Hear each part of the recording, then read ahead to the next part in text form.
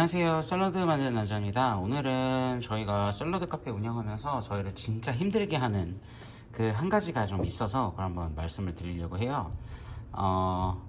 일단 거두절미하고 말씀드리면 바로 가격 변동입니다. 이 재료값의 상승이 정말 상상을 초월해요. 이제 보시다시피 저희가 이런 생야채를 쓰잖아요.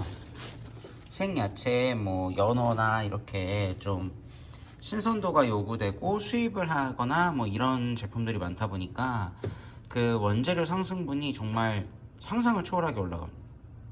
원재료 상승분이 여러분이 생각하신 것보다 상상을 초월하게 많이 뛰어요. 이게 뭐 저희가 뭐 자동차 기름을 넣거나 뭐 할 때 저희가 구매하는 가격이 막 20% 30% 오르면 아씨 너무 많이 올랐다라고 생각을 하시잖아요.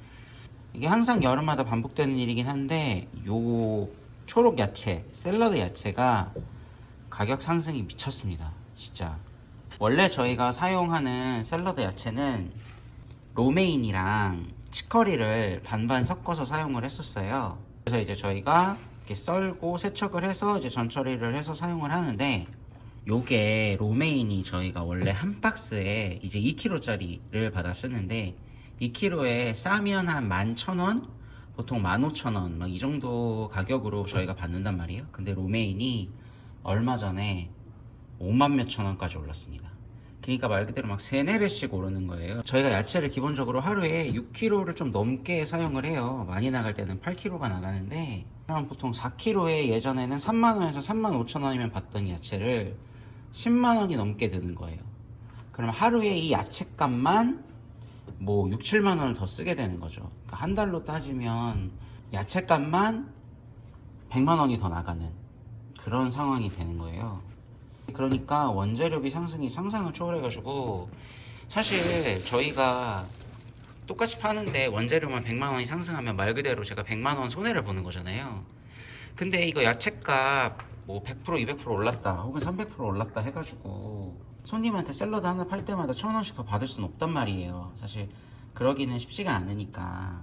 근데 이 야채값이 보통 언제 오르냐면 뭐 가뭄이 있다, 홍수가 있다 이런 일이 있으면 꼭 야채값이 상상을 초월하게 오르고요. 그러니까 항상 보통 여름에 이게 야채값이 너무 많이 올라요. 여름에 저희가 사실 가장 성수기인데 그때 야채값이 이런 식으로 폭등을 하니까 좀 손해를 볼 수밖에 없는 그런 구조가 돼요.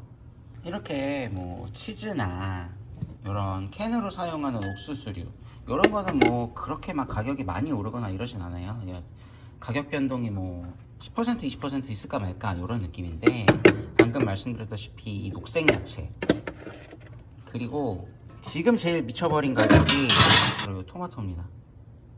이 토마토 가격이 완전 미쳐버렸어요. 보통 저희가 5kg짜리 토마토를 사용하는데 보통 완숙 토마토를 사용하거든요. 근데 이 토마토가 원래 한 박스에 5kg짜리인데 5kg에 2만 얼마 정도에 저희가 받았어요. 뭐 쌀 때는 18,000원 뭐 이 정도 할 때도 있고 그랬는데, 올해는 보통 2만원 중후반을 왔다 갔다 거렸는데 요즘 토마토 한 박스가 7만원이 넘습니다. 보통 이틀에 한 박스 쓰거든요. 그럼 또 요것만 해도 얼마가 상승한 거예요, 원재료가. 그러니까 마진이 이렇게 되면 진짜 많이 떨어지는 거죠. 그래서 토마토 같은 경우는 그래서 다른 토핑을 조금 더 채워드리고 토마토를 약간 줄이는 방식으로 운영이 가능하잖아요. 근데 아까 말씀드렸다시피 이런 녹색 채소는 그런 게 안 돼요. 녹색 야채가 가격이 올랐다고 녹색 야채 좀 덜 드릴게요, 아니면 녹색 야채 때문에 돈을 더 받을게요, 이런 거는 사실 식당을 운영하는 입장에서 말이 안 되거든요. 가끔 그런 거 있잖아요.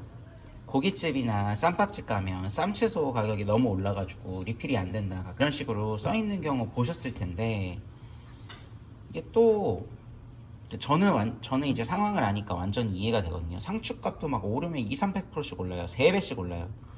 지금 그래서 오늘로 따지면 요 토마토랑 녹색 야채가 지금 가격이 제일 미친듯이 올랐어요.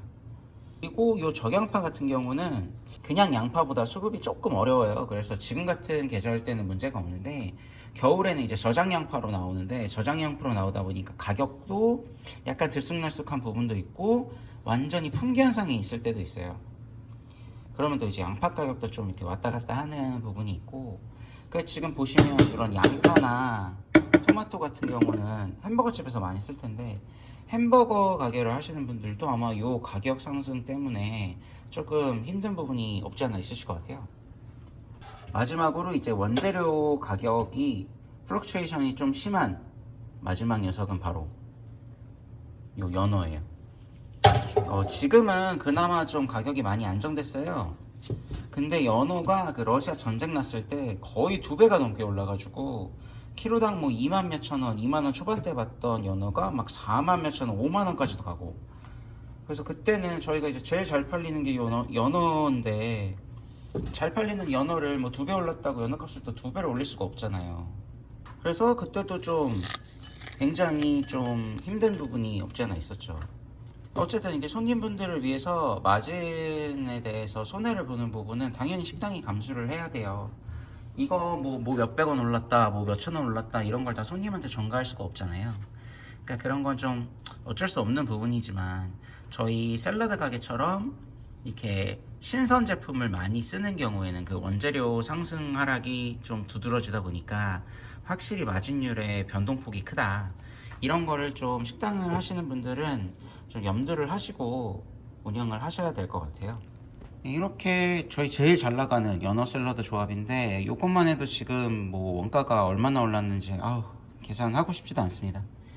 계산하면 뭐 하겠어요. 그렇다고 야채를 적게 드릴 것도 아니고 야채를 이렇게 좀 풍족하게 많이 드리는 게 저희 컨셉인데 이건 당연히 그렇게 나가야 되고요. 그래서 로메인 치커리가 제일 비싸졌다 보니까 이제 스마트팜으로 나오는 유럽 채소들 뭐 카이피라, 버터레터스, 버터헤드 뭐 이런 것들로 지금 약간 교체를 해서 사용을 하고 있는 중인데 이게 기존 로메인이랑 치커리가 쌌을 때보다는 가격이 더 높아요.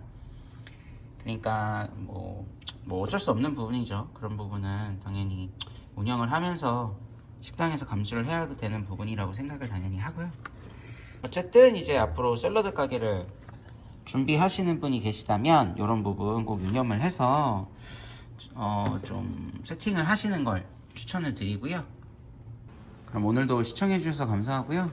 다들 건강한 음식 드시고 건강한 하루 되시길 기원하겠습니다. 그럼 지금까지 샐러드 만드는 남자 프레시 엔지니어드 여의도점에서 전해드렸습니다.